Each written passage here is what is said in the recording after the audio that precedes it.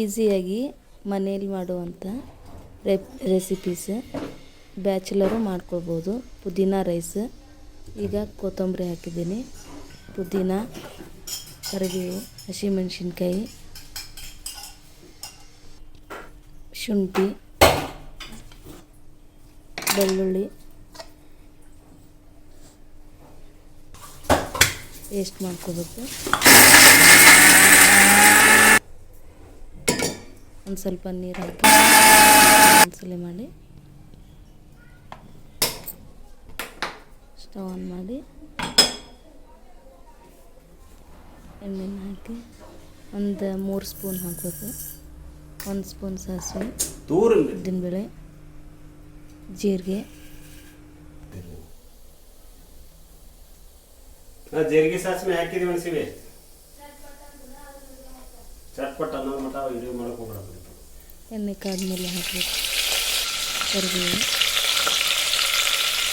ಪಲಾವ್ ಎಲೆ,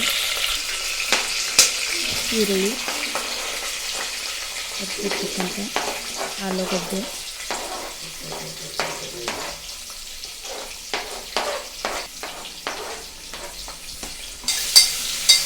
ಸ್ವಲ್ಪ ಫ್ರೈ ಆಗಬೇಕು. ಆಲೂಗಡ್ಡೆ, ಆಮೇಲೆ ಆಲೂಗಡ್ಡೆ, ಟೊಮೆಟೊ,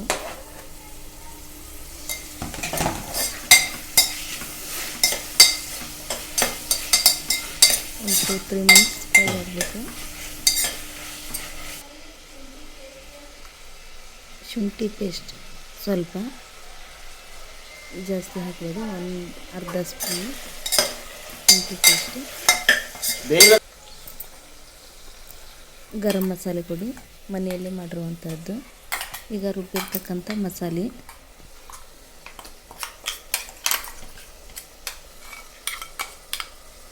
ಸ್ವಲ್ಪ ನೀರು ಹಾಕಿ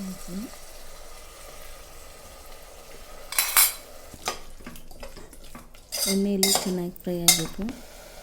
1-2-3 ನಿಮಿಷ. ಒಂದು ಸ್ವಲ್ಪ ಬೆಲ್ಲ ಹಾಕ್ತಿದ್ದೀನಿ. 1-2-3 ನಿಮಿಷ ಬಾಯಿ ಮುಚ್ಚಿ ಎಣ್ಣೆ ಎಲ್ಲ ಬಿಟ್ಕೊಂಡು ಕೊಬ್ಬರಿ ಹಾಕ್ತಿದ್ದೀನಿ. ರುಬ್ಬಿರೋ ಕೊಬ್ಬರಿ, ಹಸಿ ಕೊಬ್ಬರಿ. 3 ಕಪ್ ಅಕ್ಕಿ ತೊಗೋತಿದ್ದೀನಿ. ತೊಳೆದ್ಬಿಟ್ಟು 3.5 ಗ್ಲಾಸ್ ನೀರು, ರುಚಿಗೆ ತಕ್ಕಷ್ಟು ಉಪ್ಪು, 1 ಸ್ಪೂನ್ ಹಾಕೊಂಡಿದ್ದೀನಿ.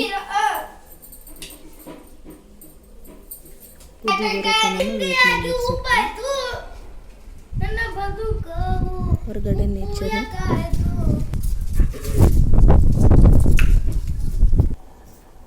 ಸಂಡೇ ಆರಾಮಾಗಿ ಬ್ಯಾಚುಲರ್ಸ್ ಮಾಡ್ಕೋಬೋದು.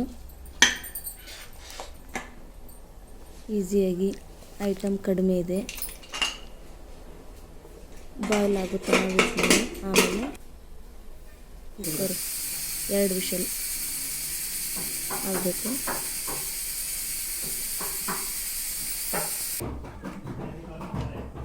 2 ವಿಷಲ್ ಆದಮೇಲೆ ವಿಷಲ್ ಪೂರ ತಣ್ಣಗಾದ್ಮೇಲೆ ತೆಗೆದು ನೋಡಬೇಕು. ಈ ಥರ ಇರುತ್ತೆ. ಒಂದು ಸಲ ಟ್ರೈ ಮಾಡಿ ನೋಡಿ ರುಚಿ ಹೇಗಿದೆ ಅಂತ. ಸೂಪರಾಗಿ ಬರ್ತದೆ, ಟೇಸ್ಟು ಸೂಪರಾಗಿ. ಹೆಲ್ದಿ ರೆಸಿಪಿ, ಕ್ವಿಕ್ಕಾಗಿ ಮಾಡ್ಕೋಬೋದು ಮನೆಯಲ್ಲಿ. ಟೇಸ್ಟ್ ಹೇಗಿದೆ ಅಂತ ಮಾಡಿ ಕಮೆಂಟ್ ಮೂಲಕ ತಿಳಿಸಿ.